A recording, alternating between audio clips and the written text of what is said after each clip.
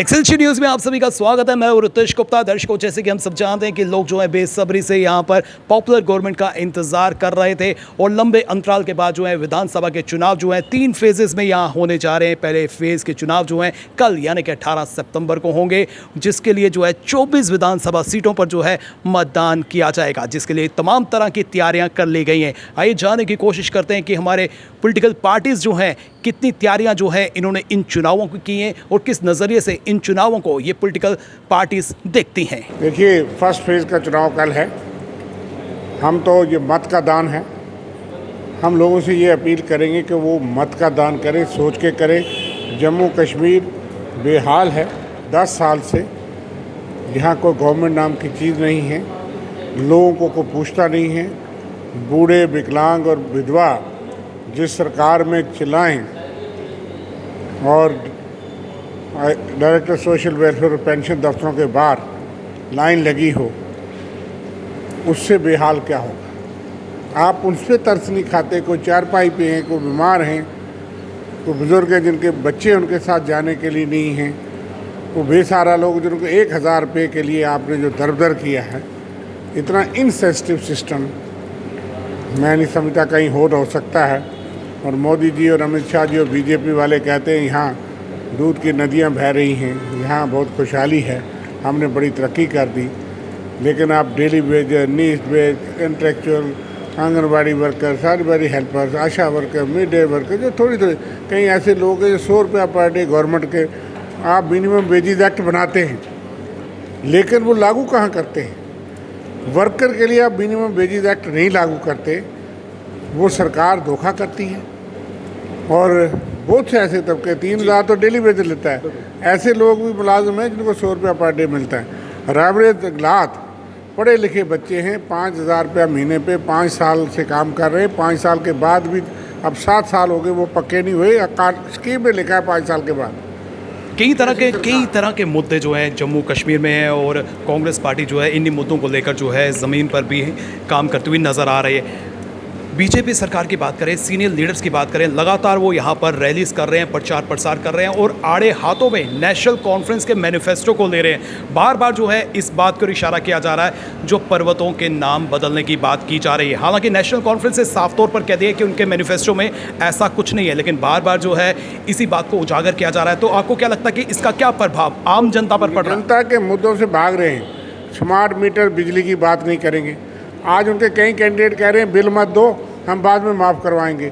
आप कब आएंगे बाद में? 10 साल से तो आप ही थे, स्मार्ट मीटर लगाने वाले आप ही थे। पहले इलेक्ट्रॉनिक मीटर लगाए, पैसे लोगों से लिए, फिर स्मार्ट मीटर लगाए, जिसका 700 बिल आता था वो 5000 रुपये आ रहा है। लोग सड़कों पे त्राई कर रहे हैं। सरकार ने सुना, हमने सारी जगह प्रोटेस्ट की, लेकिन स्मार्ट मीटर लगा के रखे, किसी बड़े ठेकेदार को दिया होगा, लगवाने हैं। और आम आदमी जिन्होंने वोट दिया था बीजेपी का, उनका क्या हाल है।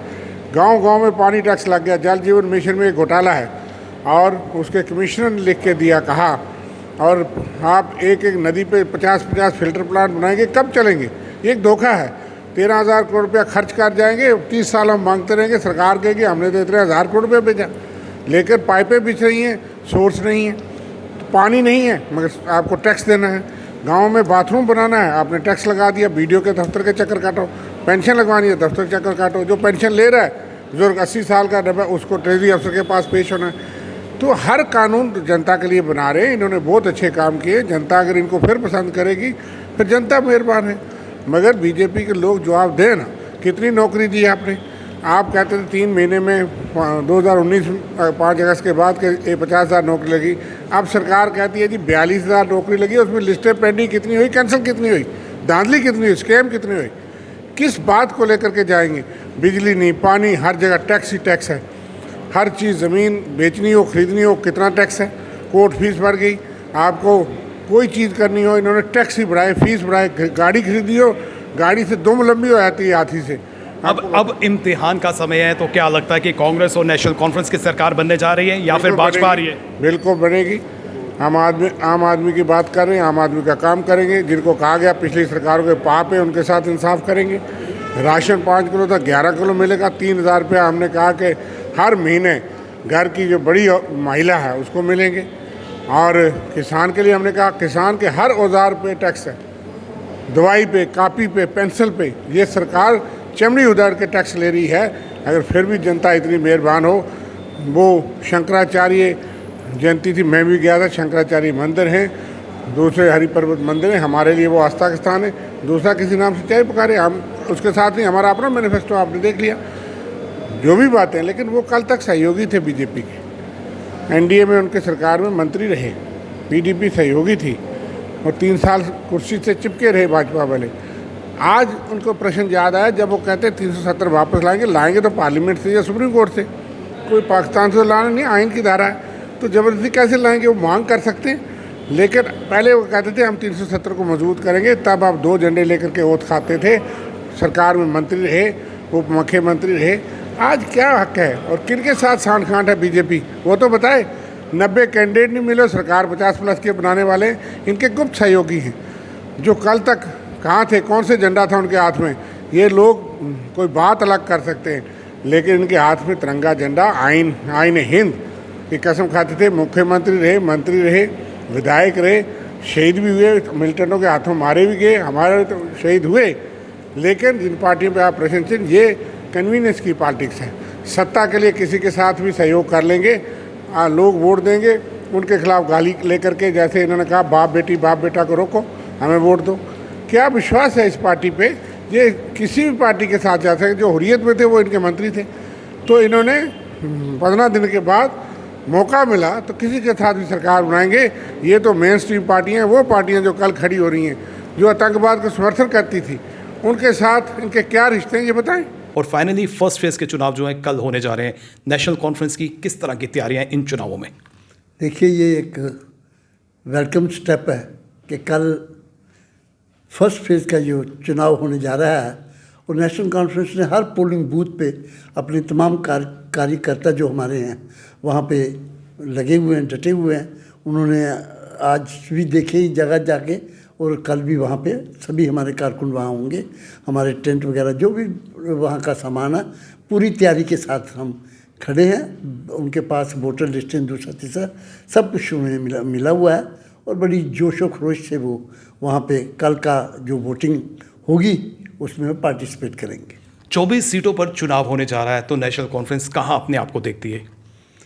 हमें तो पूरी उम्मीद है कि जम्मू प्रोविंस के अंदर हम 6 सीटों पे आज फर्स्ट फेज़ का इलेक्शन लड़ रहे हैं। ये चुनाव रैली की सीटें हैं, और इतनी सुनामी वहाँ चल रही है। मैं कल खुद रामबन में था, तो इतनी ज़बरदस्त वहाँ पे नेशनल कॉन्फ्रेंस के हक़ में लोगों की एक हवा चल रही है। तो मैं समझता हूँ कि 6 की 6 सीटें हम जो हमारी हैं नेशनल कॉन्फ्रेंस की, वो 6 की 6 सीटें जीतेंगे, इसमें कोई दो राय नहीं है। जिस तरह से प्रधानमंत्री की बात करें, केंद्रीय गृह मंत्री की बात करें, वो लगातार जो है जम्मू कश्मीर का दौरा कर रहे हैं, यहाँ पर प्रचार प्रसार कर रहे हैं, तो क्या लगता है उनका यहाँ पर विजिट करना वोटर्स को कितना डाइवर्ट कर सकता है? देखिए, 2014 में आप ये बात कह सकते थे कि थोड़ा बहुत उनके बोलने से कोई असर लोगों पे होता था, लेकिन अब की बार लोग अच्छी तरह समझ गए हैं कि बीजेपी ने जो जम्मू कश्मीर के अंदर तबाह और बर्बादी लाई है, जो लोगों को परेशान किया है इस 10 साल में, मैं नहीं समझता कि इनकी तकरीरों का कोई असर लोगों पे होगा, क्योंकि लोग समझते हैं कि जो ये कहते हैं वो करते नहीं हैं। इवन कि अगर आज भी जो गारंटी ये दे रहे हैं, ये इन्होंने संकल्प पत्र जो रखा हुआ है, अगर संकल्प पत्र आज ये ला रहे हैं, 10 साल पहले यहाँ क्या करते रहे हैं? इनको चाहिए था कि 10 साल लोगों को यही बताते। लोग समझ गए हैं कि अगर 10 साल में इन्होंने कुछ नहीं किया तो आज का जो संकल्प पत्र है वो बेमानी होकर रह जाता है। तो आपको लगता है कि नेशनल कॉन्फ्रेंस और कांग्रेस जो है सत्ता में आने वाली है? बिल्कुल, इसमें कोई दो राय नहीं है कि 8 तारीख के बाद आप देखेंगे कि जम्मू कश्मीर के अंदर नेशनल कॉन्फ्रेंस और कांग्रेस आई की हुकूमत बनेगी, इसमें कोई दो राय नहीं है। चलिए कुछ लोगों से भी जानने की कोशिश करते हैं कि इन चुनावों को किस नज़रिए से देखते हैं। सर, जिस तरह से विधानसभा के चुनावों की बात करें, बेसब्री से जो है इसका इंतज़ार कर रहे थे, और कल जो है फर्स्ट फेज़ के चुनाव होने जा रहे हैं, किस नज़रिए से देखते हैं? देखिए, जो कल से जो चुनाव शुरू होने जा रहे हैं, लोगों में इसका बहुत उत्साह है। आज से 10 साल पहले 2014 में जम्मू कश्मीर में विधानसभा के चुनाव हुए थे। उसके 10 साल बाद कल पहला जो चुनाव का महापर्व है वो शुरू होने जा रहा है। आपने डोडा किश्तवाड़ की जनता का बहुत सपोर्ट है, उनको बहुत खुशी है कि वो अपने नुमाइंदे चुन के विधानसभा में भेजेंगे, क्योंकि जो लोगों के काम रुके हुए थे, आम आदमी तो एलजी के साथ पहुंच नहीं पाता, जो आम लोग जनता के मुद्दे हैं वो विधायक या कारपोरेटर हल करवा सकते हैं। 10 साल में लोगों को कोई मुद्दे बहुत रह गए थे जो हल नहीं हुए। अब चुनाव के बाद सरकार जो नई बनेगी उसमें लोग अपने काम करवा सकेंगे।